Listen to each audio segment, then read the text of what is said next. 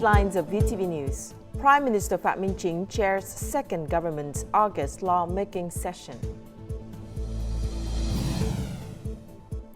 Vietnam ranks second in global disaster readiness poll. And later on in our world news, Russia working to clarify Telegram founder's detention in France.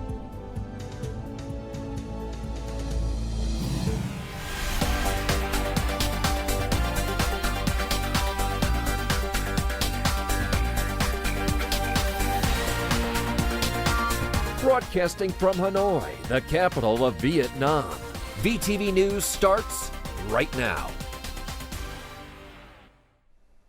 Hello and welcome to this edition of VTV News.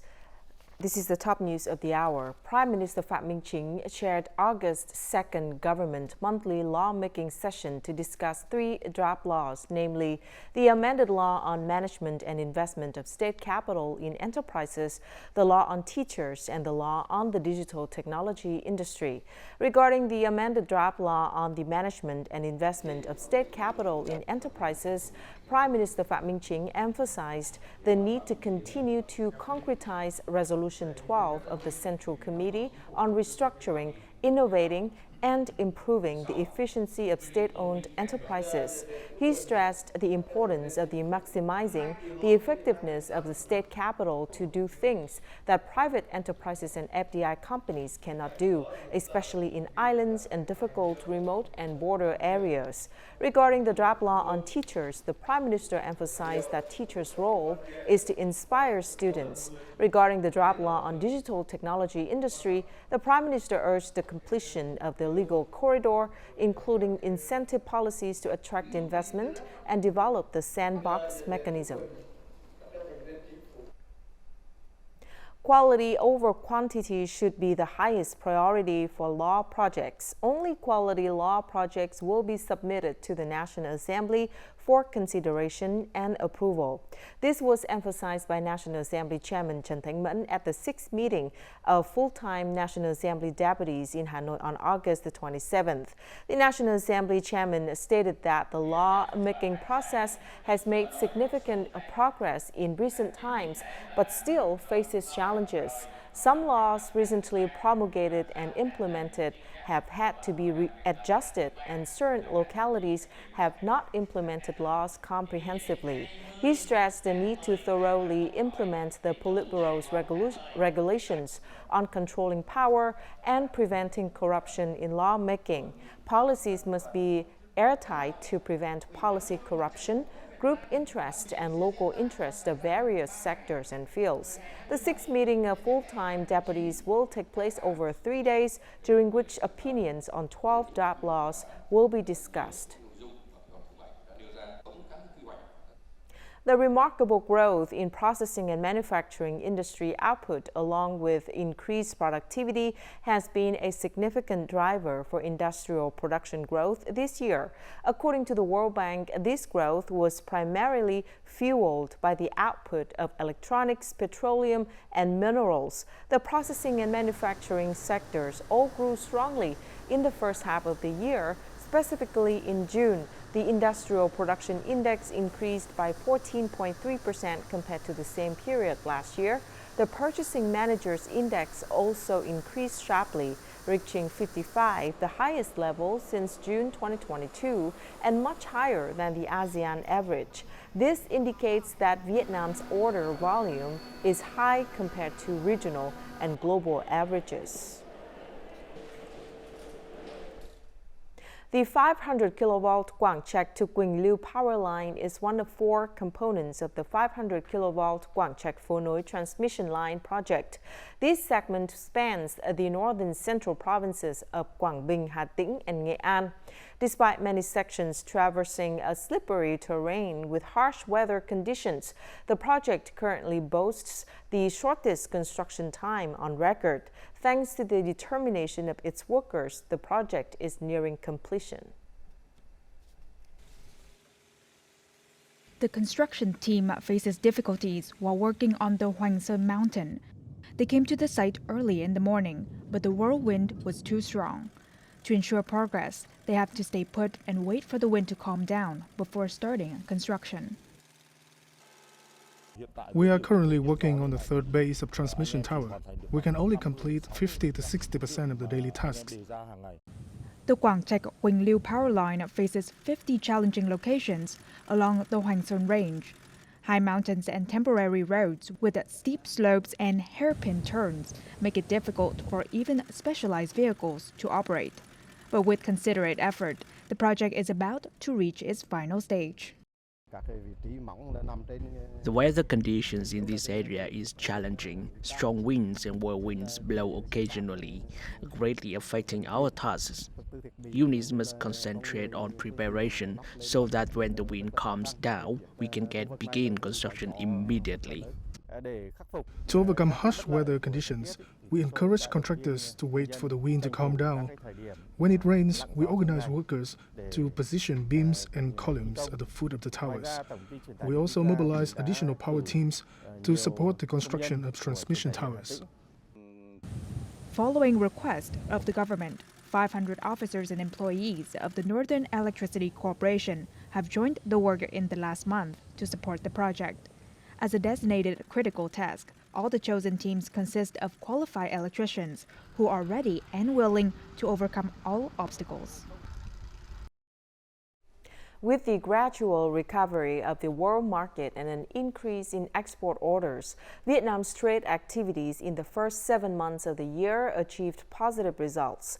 Total trade turnover in July exceeded $70 billion for the first time, with exports reaching a record of over $36 billion, the highest monthly export value ever.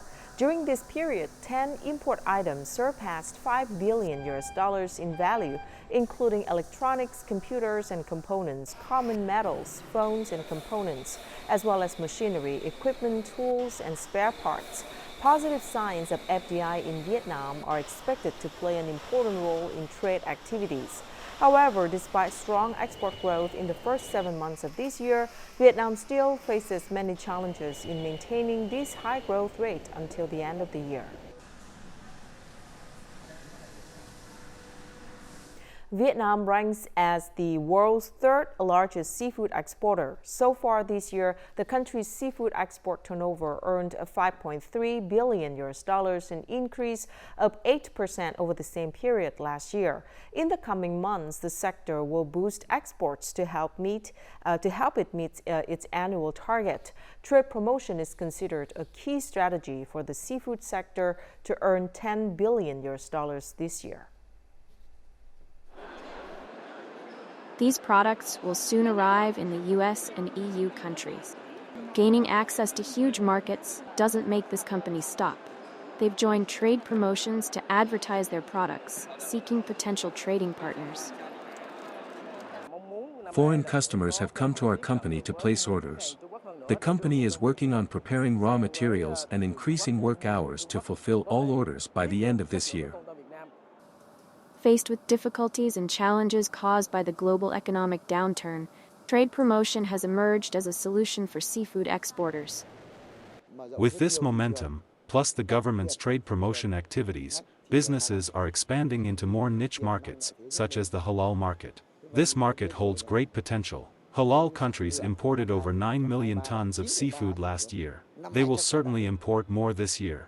With more markets and more deals, seafood exporters are likely to thrive this year. Despite progress in market expansion and price improvements, seafood exporters still face challenges. The Ministry of Agriculture advises enterprises to diversify their export markets. To avoid over-reliance on a single market, they should capitalize on the advantages of the domestic market.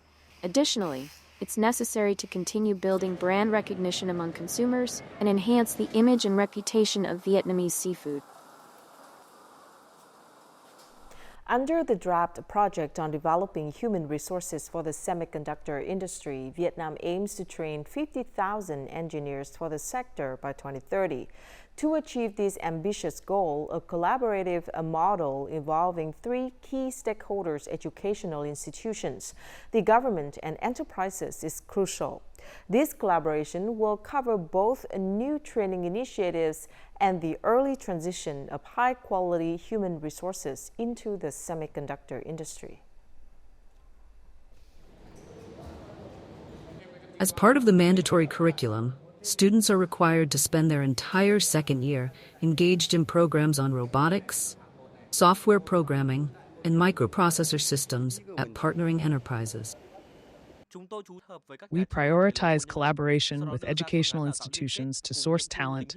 The key focus is on rapidly enhancing the practical skills and testing capabilities of young engineers.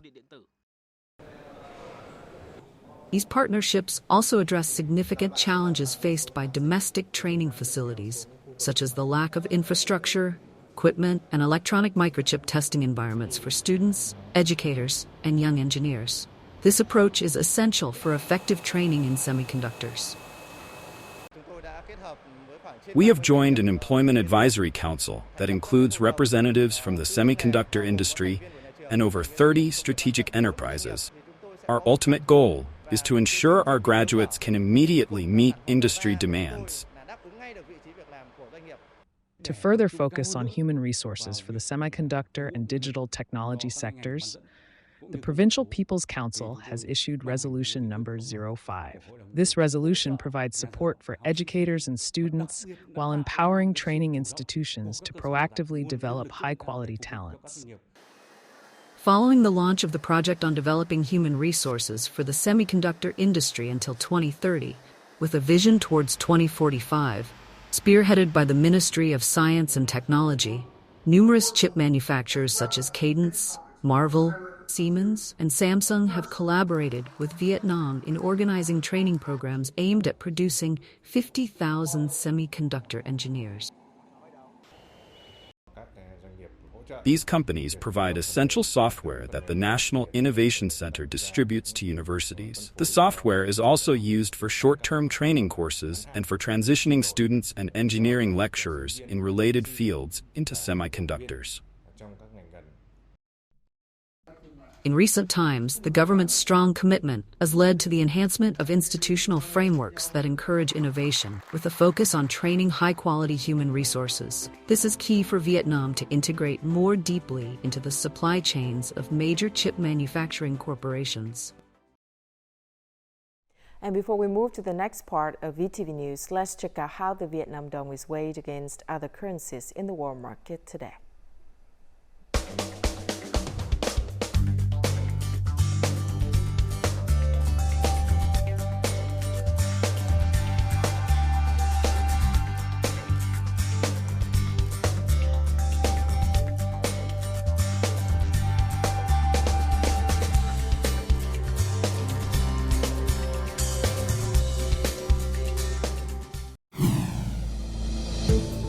Coming up next, Vietnam ranks second in global disaster readiness poll.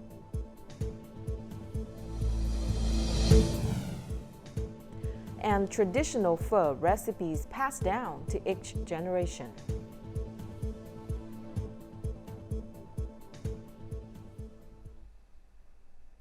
The Prime Minister has just approved the proposal of the Ministry of Justice to expand the pilot issuance of criminal records via VNeID apps nationwide from October the 1st, 2024 to the end of June the 30th, 2025. The Prime Minister assigned the People's Committees of provinces and cities nationwide to implement the pilot program and review and complete the database system for handling administrative procedures at the provincial level. This initiative aims to ensure data synchronization, connection, and sharing with the software for granting criminal records and relevant specialized databases used in handling administrative procedures. This is a digital map of a ward in District 7, Ho Chi Minh City.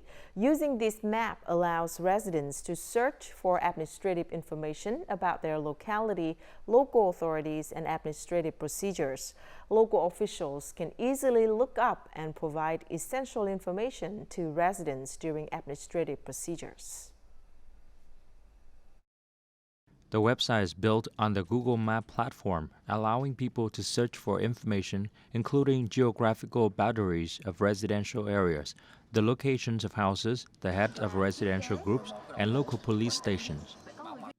I am also very impressed and surprised. It is simple to use, but it contains a lot of daily and practical information for all residents of Tân Thuận Đông. I have information about residents. Residents can also search for information about local authorities to contact when necessary. Aside from supporting residents, the application also helps public officers reduce the handling time for administrative procedures, especially those related to housing, land, planning, and construction permits. Before this application, officials had to consult multiple sources like paper maps, alley maps, planning maps, and management maps to solve a problem. Now, all this information has been integrated into a single application. What officials can use it to retrieve data on house number, planning, and land plot information. It helps shorten the time spent solving administrative procedures. Despite a 2.5-fold increase in residential groups after reorganization, ward management became more efficient due to detailed and transparent information. Currently, the ward continues to digitize more data sources, enhancing the application utility to maximize convenience for residents while improving the quality of administrative procedure reforms. Vietnam ranks second in disaster readiness, according to a new Gallup survey analysis, potentially providing examples for other developing nations threatened by climate change to follow. Gallup reported last week that the 4 countries globally with the highest share of households who say they have disaster plans are the Philippines, Vietnam, Thailand, and Cambodia. In Vietnam, the rate of households ready to respond to natural disasters is 83%, just behind the Philippines and much higher than the world average of 35%. According to Gallup, this readiness comes from the fact that Vietnam is in a region where natural disasters occur frequently, has a high level of resilience, and invests in disaster risk management. Therefore, Vietnam could serve as a model for countries at risk of climate change. Evidence of this preparedness was seen during recent heavy rains in Yên Bái province, where over 13,000 people participated in rescue efforts, with 62,000 more ready to be mobilized. This level of preparedness is necessary for Vietnam, especially since the central region is forecast to experience frequent storms in the next 3 months due to the influence of La Nina. Now, the 3 provinces of the South Central Coast boast a fleet of about 2,700 tuna fishing boats. On each trip out to sea, a fishing boat carries about 6 workers and nearly 20 kilograms of plastic to hold food and drinks. Previously, most of these plastic waste ended up in the sea. But now, fishermen bring the trash ashore, working together to protect the ocean. After 20 days of fishing in the open sea, fishing boats returning to the port carry tuna as well as bags of plastic waste.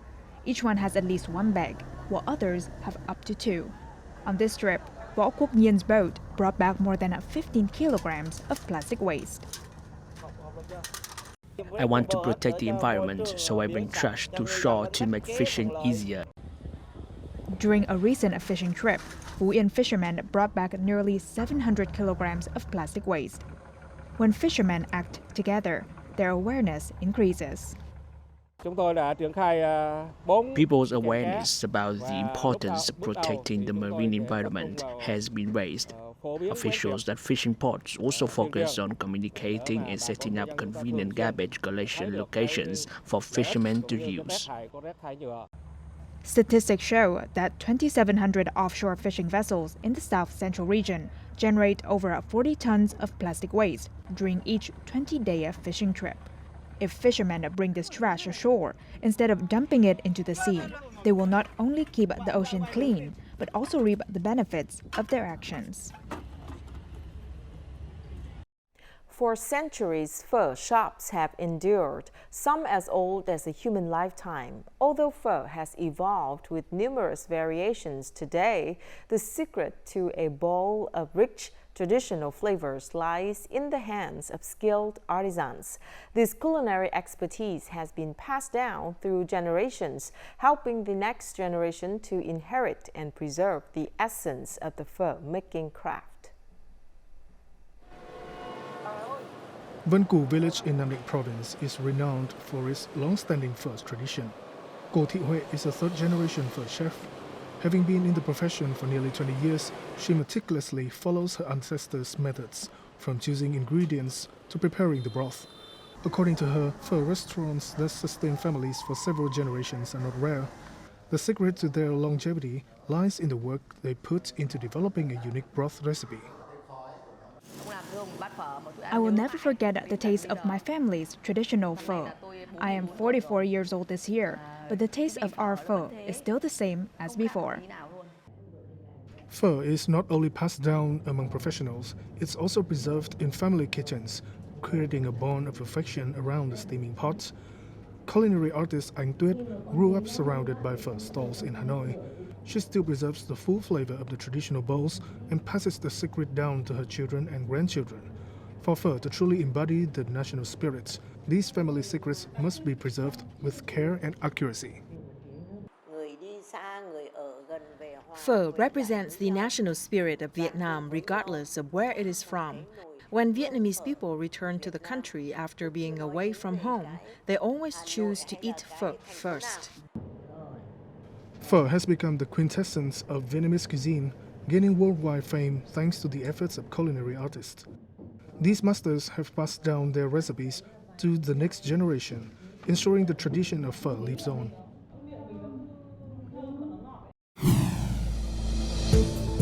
Coming up next in our world news, Russia working to clarify Telegram founder's detention in France.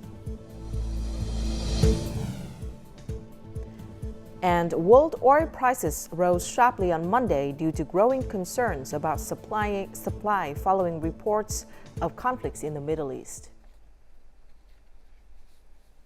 On social network X, French President Macron shared the arrest of Telegram founder Pavel Durov on French territory took place as part of an ongoing judicial investigation. This is not a political decision. It is up to the judges to make a decision on this matter.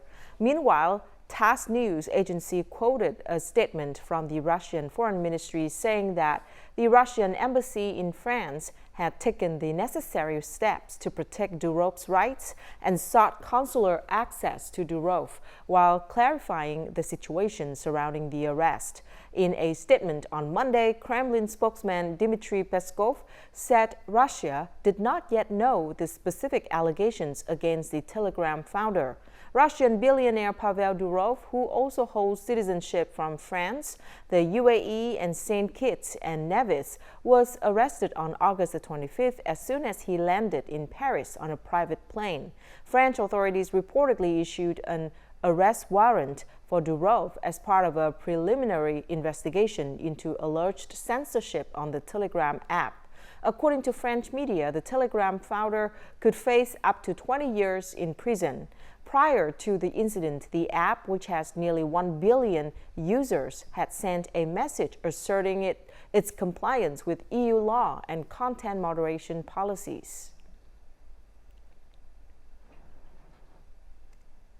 World oil prices rose sharply on Monday due to growing concerns about supply following reports of escalating conflicts in the Middle East, as well as the announcement of production cuts in Libya. At the end of the trading session, Brent crude oil prices increased by 3.05% to over $81 per barrel. Meanwhile, WTI light sweet crude oil prices increased by 3.5% to more than $77 per barrel. The oil market reacted to the Eastern Libyan government's announcement on Monday to close all oil fields, suspending all production and export activities until further notice. Experts warn that the biggest risk to the oil market is that Libya's oil production will decrease from the current level of 1.18 million barrels per day to zero. Canada's Prime Minister Justin Trudeau announced that the country will impose a 100% tariff on electric vehicles imported from China. The tariff comes more than a month after Ottawa opened a 30-day consultation on Chinese electric vehicles and related products. Canada will also impose a 25% tariff on steel and aluminum imported from China.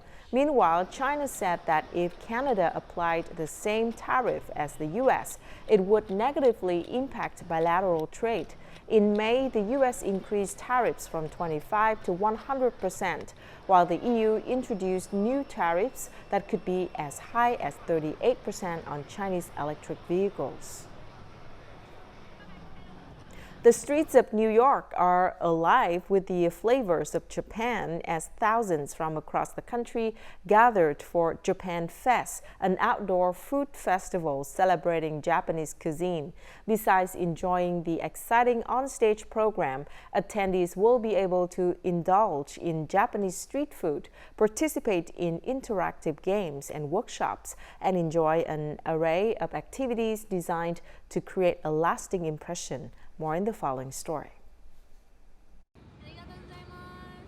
From matcha to shaved ice and even octopus crackers, the festival, the world's largest Japanese outdoor food event, attracted more than 50,000 people.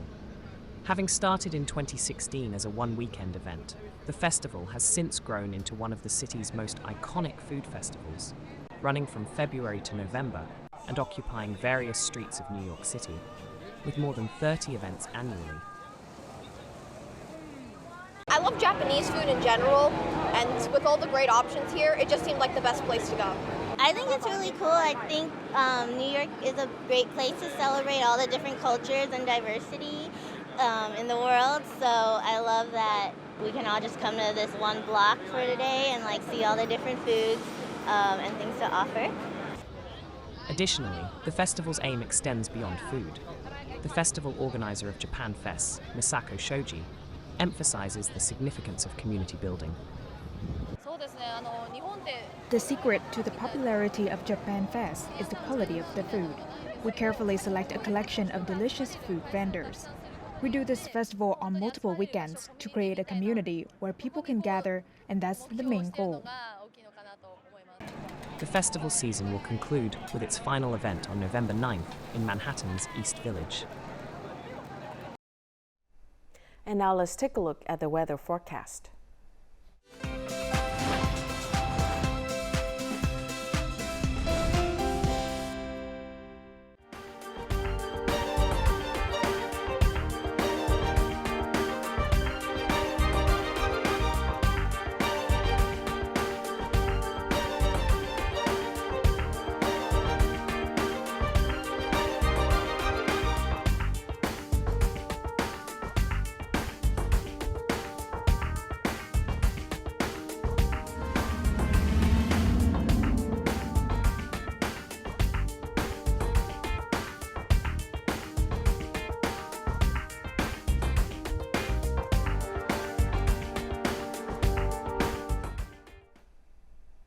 And that's it for this edition of VTV News. Thank you very much for watching. To rewatch our program, you can download VTVgo from App Store or Google Play, or tune in our YouTube channel at youtube.com/VTV4Go. Goodbye for now.